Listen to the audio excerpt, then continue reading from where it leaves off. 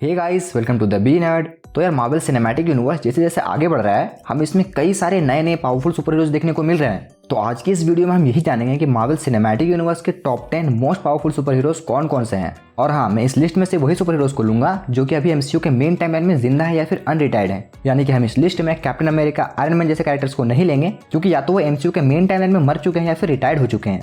तो इन्हीं सब बातों का ध्यान रखते हुए चलिए जानते हैं कि एमसीयू के top 10 most powerful super heroes कौन कौन से हैं। तो नंबर 10 में है इकरिस, जिसे हमने इटर्नल्स मूवी में देखा था। लेकिन आप में से बहुत से लोग ये सोच रहे होंगे कि इकरिस तो मर चुका है, क्योंकि मूवी के एंड में वो सन की तरफ चला गया था सुसाइड करने के लिए। लेकिन मुझे नहीं लगता कि कोई इटर्नल सिर्फ सन की गर्मी से मर सकता है, और हमने इसे ऑन स्क्रीन मरते हुए भी नहीं देखा था, इसलिए मैंने इसे इस लिस्ट में लिया। और इकरिस जितने भी इटर्नल्स है वो उन सब इटर्नल्स में से सबसे ज़्यादा पावरफुल इटर्नल है। आप ये कह सकते हैं कि यह मार्वल का सुपरमैन है, क्योंकि इसके पास सुपर ह्यूमन स्ट्रेंथ है, ये फ्लाई कर सकता है, ये अपनी आंखों से लेजर बीम छोड़ सकता है। लेकिन ये लेजर्स बीम्स उतना ज़्यादा पावरफुल नहीं होते, क्योंकि इन लेजर से डेवियंस भी बहुत मुश्किल से मरते हैं। और इसने तो एक बार अपने फुल पावर्स के साथ ड्रूक के ऊपर लेजर रिलीज किया था, लेकिन ड्रूक फिर भी जिंदा था। और सबसे बड़ी बात कि इमॉर्टल है, और ये क्या, जितने भी इटर्नल्स है वो सारे इमॉर्टल हैं, यानी कि अपनी एजिंग की वजह से मर नहीं सकते। और इसलिए इकरिस हमारे टॉप 10 लिस्ट में है। नंबर 9 में है अपना नया वाला कैप्टन अमेरिका, जैसे हमने the falcon and the winter soldier में देखा था। तो सैम विल्सन एक ऐसा कैप्टन अमेरिका है जिसने सुपर सोल्जर सीरम नहीं ले रखा है, लेकिन वकांडियन टेक्नोलॉजी की वजह से और काफ़ी हार्ड ट्रेनिंग करने के बाद ये वो सारे काम कर सकता है जो अपना कैप्टन अमेरिका करता था। और सैम विल्सन फुल्ली डिपेंडेंट है अपने वाइब्रेनियम सूट के ऊपर, क्योंकि इसका सूट इसके माइंड से कनेक्टेड है, जिसकी वजह से ये अपने विंग से वो सारे एक्शन करवा सकता है जो ये अपने मन में सोचेगा। और अब तो इसका ड्रोन भी अपग्रेड हो चुका है, जिसे सैम विल्सन अपने वॉइस कमांड से कंट्रोल कर सकता है। लेकिन आप में से बहुत से लोग ये सोच रहे होंगे कि इसके पास तो सुपर ह्यूमन स्ट्रेंथ नहीं है, तो फिर ये पावरफुल कैसे हुआ। तो हाँ, इसके पास सुपर ह्यूमन स्ट्रेंथ नहीं है, लेकिन ये अपने सूट की हेल्प से कई सारे सुपर हीरोज को हरा सकता है। लेकिन अगर किसी फाइट में इसका सूट डैमेज होता है तो ये ईजिली हार जाएगा। लेकिन इसका सूट इतनी आसानी से डैमेज नहीं हो सकता, क्योंकि ये वाइब्रेनियम से बना हुआ है।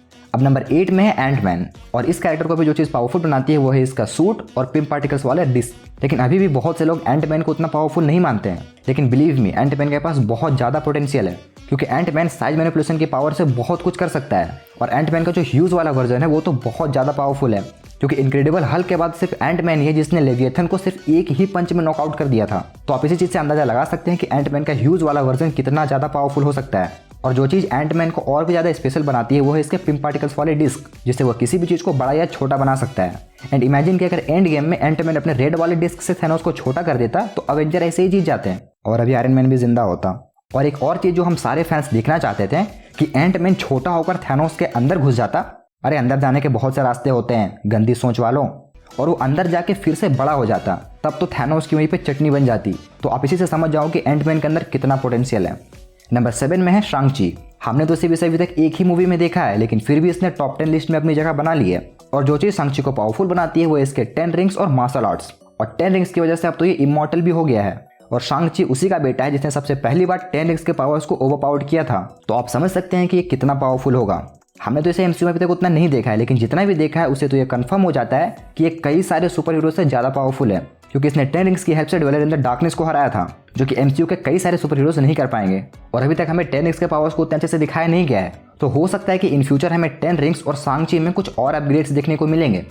नंबर 6 में है प्रोफेसर हल्क। और यार मानो या ना मानो, लेकिन मार्वल वाले हल्क के साथ बहुत ही गंदा मजाक कर रहे हैं, क्योंकि इतने पावरफुल कैरेक्टर को मार्वल वाले बस मजाक बना के रख दिए हैं।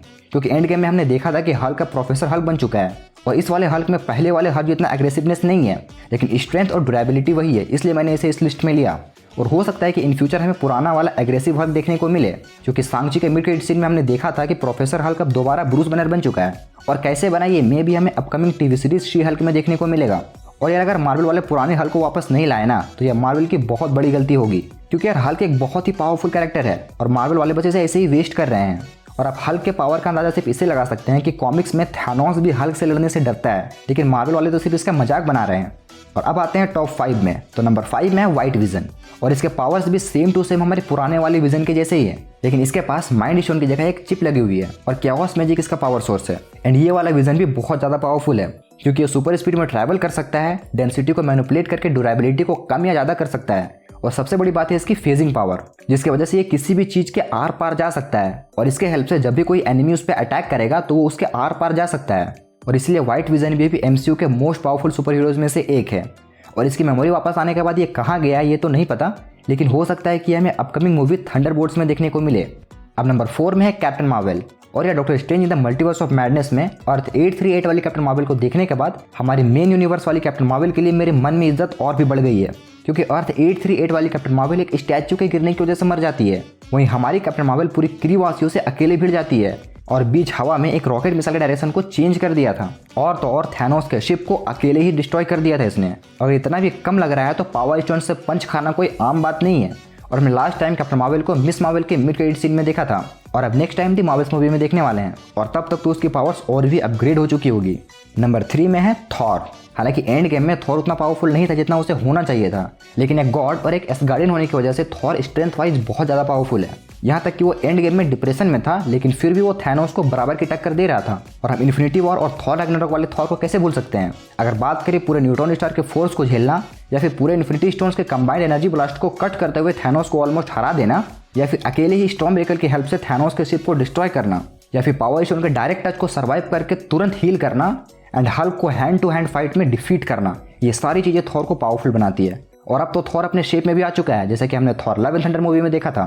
लेकिन अब मुझे बहुत से लोग गालियाँ देंगे कि तुमने थॉर को 3rd नंबर में क्यों रखा, इसे तो नंबर 1 में होना चाहिए। तो नहीं यार, ऐसा नहीं है। मार्वल सिनेमैटिक यूनिवर्स में ऐसे भी सुपर हीरोज हैं जो थॉर से ज़्यादा पावरफुल हैं। कड़वा है लेकिन सच है। इसलिए नंबर 2 में आता है डॉक्टर स्ट्रेंज। हालांकि अब ये सोसरा सुप्रीम नहीं रहा, लेकिन ये वॉन्ग से भी ज़्यादा पावरफुल है। वैसे तो इसने doctor strange in the multiverse of madness में कुछ खास कमाल नहीं किया था, लेकिन हम ये नहीं भूल सकते कि इसी ने डोरमामू को हराया था। हाँ, उसने टाइम स्टोन का यूज़ किया था, बट यूज़ करने वाला तो डॉक्टर स्ट्रेंज ही था ना। लेकिन आप में से बहुत से लोग ये बोलोगे कि अब तो टाइम स्टोन नहीं रहा और इसलिए अब तो उसे पावरफुल नहीं होना चाहिए। लेकिन डॉक्टर स्ट्रेंज को बहुत सारे मैजिकल स्पेल्स आते हैं, जिसका इस्तेमाल करके उसने टाइटन में 4 इन्फिनिटी स्टोन्स का सामना किया था, और यही चीज़ डॉक्टर स्ट्रेंज को पावरफुल बनाती है। और तो और अब उसके पास 3rd आई भी आ चुकी है। इसका मतलब ये है कि अब वो पहले से ज़्यादा पावरफुल हो गया होगा। और अब नंबर 1 में जाने से पहले मैं और कुछ सुपर हीरोज को मेंशन कर देना चाहता हूँ जो कि इस लिस्ट में नहीं आ पाए हैं, जो है स्पाइडरमैन, मून नाइट, फैस्टॉस, ब्लैक पैंथर एंड वॉन्ग। और अब आते हैं नंबर 1 की तरफ, जो है स्कारलेट विच। और इसमें कोई शक नहीं है कि अभी पूरे मार्वल सिनेमैटिक यूनिवर्स में सबसे ज़्यादा पावरफुल सुपर हीरो हमारी स्कारलेट विच ही है, क्योंकि एवेंजर्स एंड गेम के बाद वांडा बहुत ही ज़्यादा पावरफुल हो गई थी, क्योंकि उसने अपना सब कुछ खो दिया था। और पहले तो वो एक हैक्स बनाकर उसमें अपनी मनमानी कर रही थी, फिर बाद में उसे मिलती है डार्क होल्ड, जिसे पढ़कर उसने अपने माइंड को करप्ट कर लिया था, और अपनी खुशी के लिए वो पूरे मल्टीवर्स को डिस्ट्रॉय करने में उतर आई थी, जैसा कि हमने doctor strange in the multiverse of madness में देखा ही था। और पहले रियलिटी मैनिपुलेशन के लिए वांडा को हैक्स बनाना पड़ता था, पर अब वो कहीं पर भी रियलिटी को चेंज कर सकती है। और हमने स्कारलेट विच की पावर्स को doctor strange in the multiverse of madness में देखा ही था कि वो कैसे इल्यूमिनाटीज को पल भर में खत्म कर देती है, जो कि कोई आम बात नहीं है। और मुझे यकीन है कि नेक्स्ट टाइम जब वांडा हमें देखने को मिलेगी तो अभी से और भी ज़्यादा पावरफुल हो चुकी होगी, और मैं तो बहुत एक्साइटेड हूँ वांडा को फिर से देखने के लिए। तो गाइस, ये थी आज की वीडियो। आई होप कि आपको ये लिस्ट पसंद आई होगी, और कमेंट करके जरूर बताना कि आपके हिसाब से और कौन कौन से सुपर हीरोज इस लिस्ट में होने चाहिए थे। तो आज के लिए बस इतना ही। अगर आपको ये वीडियो पसंद आई होगी तो इसे लाइक और शेयर जरूर करना, और अगर यहाँ तक भी कोई वीडियो देख रहा है तो प्लीज़ इस चैनल को सब्सक्राइब जरूर करना। तो मैं मिलता हूँ आपसे अगली वीडियो में, तब तक के लिए बी नर्ड बी ऑसम।